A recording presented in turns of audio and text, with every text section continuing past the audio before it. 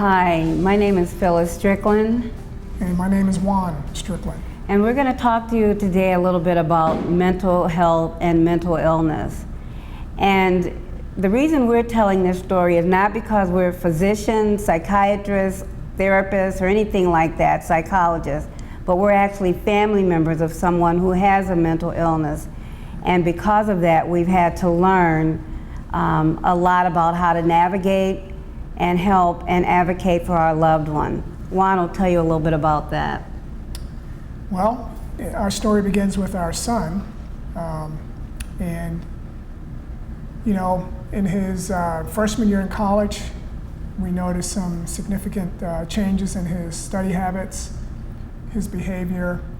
Even prior to going off to his freshman year to college, that summer we noticed some behaviors that were concerning. For example, I had tickets for the Los Angeles Lakers opening night when it was back-to-back, Phil, Kobe, and Shaq. And my son had left me a note on the kitchen counter that evening. And I came home, I read the note. He indicated in the note that he was feeling paranoid and couldn't go to the game with me. And that was earth-shattering, that was troubling, concerning. And I'm starting to think, is he using drugs or alcohol? Is there a substance abuse problem? And sure enough, that was what was going on in his life. That was part of it. But to me, I initially thought it was strictly, irresponsible choices, poor behavior. He mentioned one night also that he was covering the windows in his bedroom with sheets because he felt like someone was shooting at the house. Again, that was extremely outside the box in terms of what we thought was happening with him, but we're thinking it's all being driven by substance abuse. And that's what you will often see with your family members. You'll see these changes in behavior that you might try to attribute to something else. And in fact, you should pay attention to them. Examples might be decline in their functioning, poor choices, aggressive behavior, or irritability. And it's best to get those things checked out by a physician and not ignore them to make sure that something isn't physically going on. And that leads to another point, that mental illness is similar to physical illnesses. It's actually the brain is not functioning properly, and it displays itself in behaviors that are dysfunctional, for lack of a better word. But I'd like to read this definition. Mental illness impacts the lives of at least 1 in 4 adults and 1 in 10 children, or 60 million Americans. So it's highly probable that there's someone in your family that has mental illness. Number 2, family members can learn about brain disorders and how they can support and advocate for their loved ones. And one thing is to be able to go get that person checked out so those diagnoses can be made. And then Juan already have spoken to the group about NAMI. It's a National Alliance of Mental Illness, and they have free programs they offer to train family members about mental illness. Also, I want to mention that initially we thought, let's try the tough love route with our son.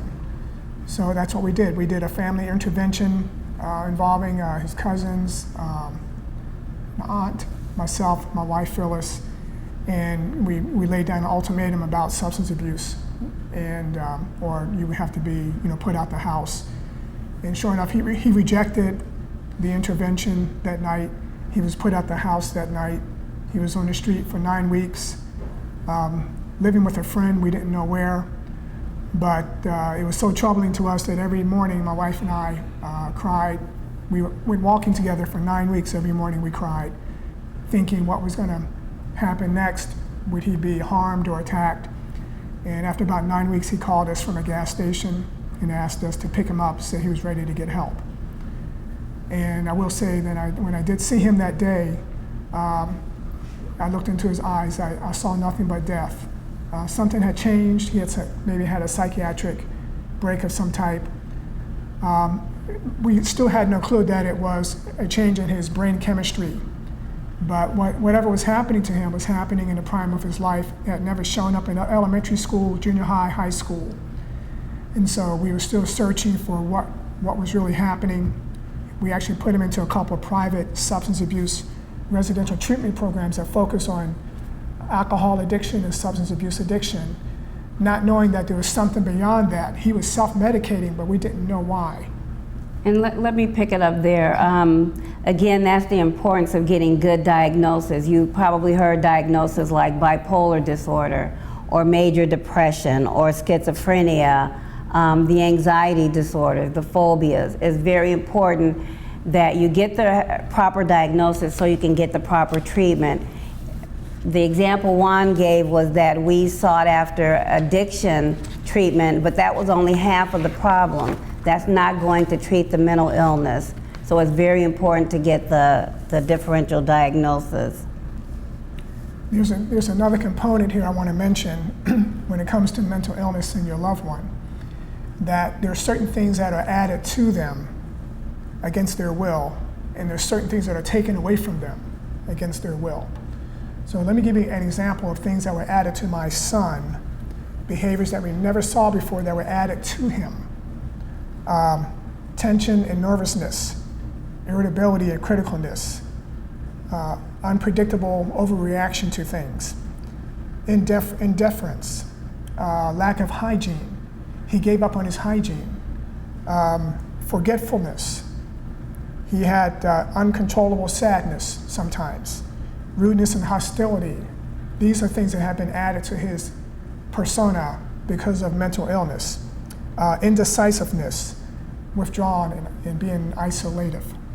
Also, things that were taken away from him against his will. Imagine if these things were taken away from you against your will.